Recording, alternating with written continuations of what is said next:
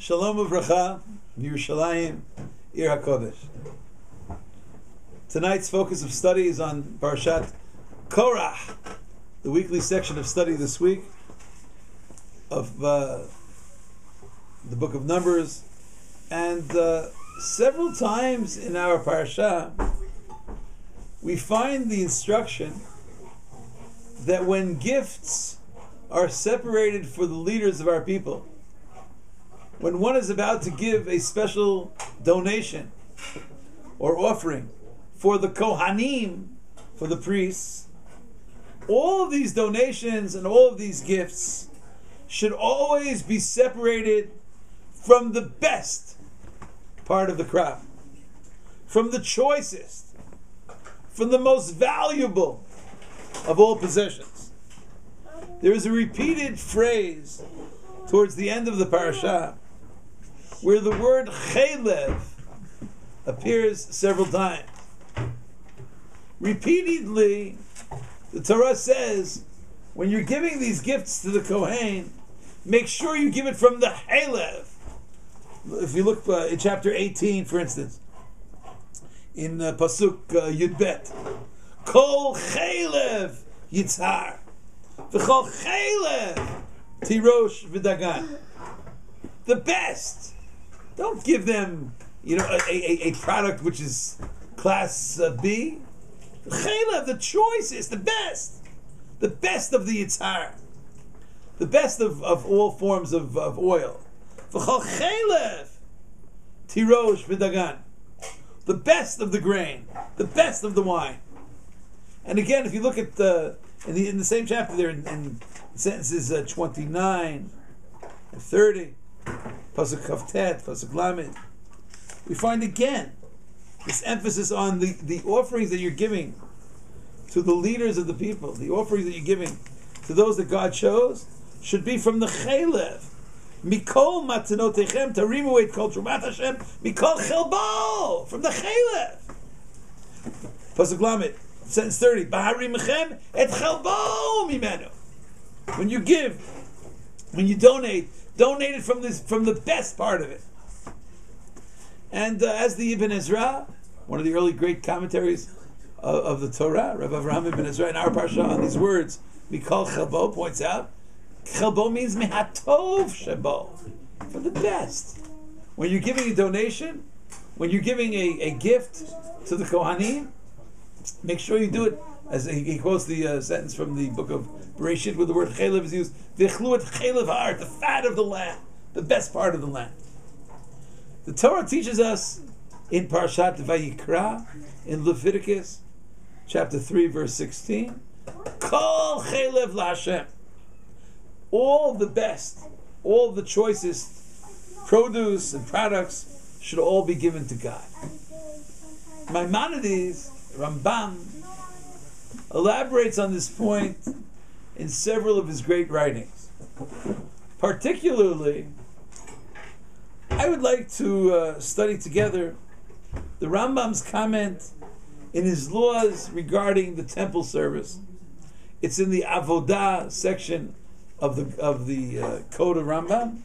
If you're interested, it's in Hilchot Isurei Mizbeach, Perek Zayin, Halacha Yud Aleph. And the Rambam elaborates on the point of our Torah section and says as follows: if you're really interested in bringing blessing to yourself, if you're really interested in doing that which is meritorious, then make sure that whenever you bring an offering to God, choose the most beautiful gift.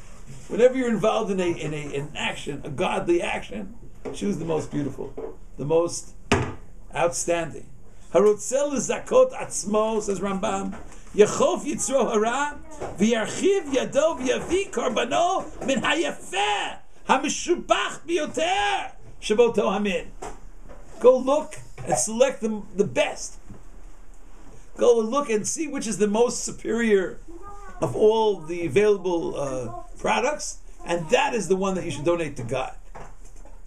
Shiavi mimenu min hayafeh hamishubach biyoter shaboto hamin. Harei ne'emar b'Torah. And the Rambam quotes a pasuk from the very first section of the Torah in Genesis, chapter 4, where we read about the offerings. Remember Cain and Abel? Remember Cain and Hevel? What was the difference between the offering of Cain and Hevel? So according to one interpretation, Hevel didn't just bring an offering. He brought an offering from the best, from the highest, from the choicest. So the offering of Hevel was accepted by God because Chelev, the word that's used in Parashat Korach and Parashat Vayikra, he brought from Chel Ve'en. As the Rambam says, Harei Ne'emar b'Torah, Ve'hevel hevi gam hu mibechorot sono mechel ve'en, from the fattest, from the highest, the most expensive. Vayisha Hashem el hevel vel minchato, v'hu hadin b'chol davar shehu l'shem hakel hatov. Anything, any activity, any kind of mitzvah that you're fulfilling for the sake of God, sheyeh min hana'eh v'hatov. If you're about to do a mitzvah, zeh keli v'anvehu, do it in the beautiful way.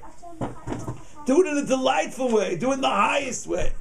In Bana Beit Tfilah, says Rambam, if you're building a synagogue, so don't just build a little shul, with some chairs and tables. Yeh na'eh mi beit yeshivato. Make sure it's more beautiful than any of your homes. If you're privileged to live in a palatial home, so what should the house of God look like? What should your Beit Knesset? What should your Beit Tfilah? What should your Beit Midrash look like? Kol chaylev l'Hashem. If you're about to feed the hungry, and you're involved in taking care of those who are destitute, if you're taking care of the people that God has given you the opportunity to give them gifts, Ha'echil ra'ev, if you're feeding the hungry, what should you feed them? So don't feed them inferior products. Don't feed them products which nobody else would eat. Ya'achil min hatov v'hamatog sheb'shulchano. Pick up on the practices mentioned in Parashat Korach. Mikol chelbo min hatov v'hamatog, from the best, from the greatest, from the sweetest, from the most expensive. Continues Ramban. Kisah ha'aram. If you're providing clothing for a person who unfortunately can't afford clothing, so what kind of clothing should you give them? Yichaseh min hayafeh shebechsuto. Buy them the most beautiful. Buy them designer clothing. Buy them expensive. Buy them gorgeous clothes. Buy them beautiful clothes. Hikdish davar. If you're sanctifying something for a godly purpose, yakdish min hayafeh shebenchasa. V'chein hu omer kol chaylev laHashem. All of the select products, those are the ones that should be designated to God. Rabbi Hirsch writes that to some people, religion and religious affairs are often connected to obligations which are also part of our responsibility. I'd like to read Rabbi Hirsch's writings. If you're interested, it's in his commentary on Genesis chapter 4, verse 4. And this is what he writes. Cain brings to God mipri ha'adama, some of the produce of the earth, any of the produce. He didn't choose, he didn't select the best, mipri ha'adama, without choice, without selection. After all, he must offer God something. He has to give something to God. But this shows that objectionable attitude, the objectionable attitude which Malachi later on censures so severely. Our study group, Baruch Hashem, we're currently studying the book of Malachi. So many of the people here understand what he's talking about.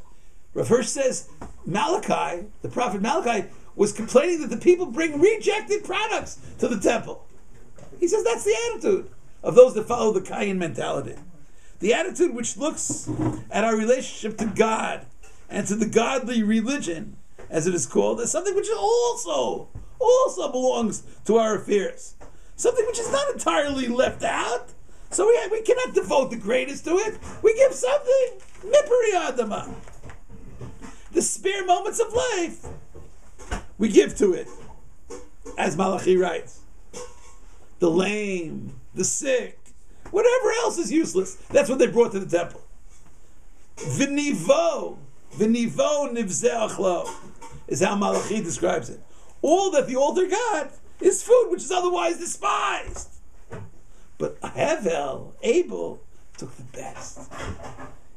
He placed his relationship to God and to the godly in the foreground, in the forefront. For him, this relationship is the first and the most important, to which all the rest of the life is only accessory. As students of Parashat Korach, each one in his or her own way, let us be committed to the Chelbo approach, committed to bringing the greatest on all of our efforts, the efforts between people and God, the efforts between people and other people, to the level of Chelbo, as is so emphasized in Parashat Korach. Thank you so much for listening. Shalom.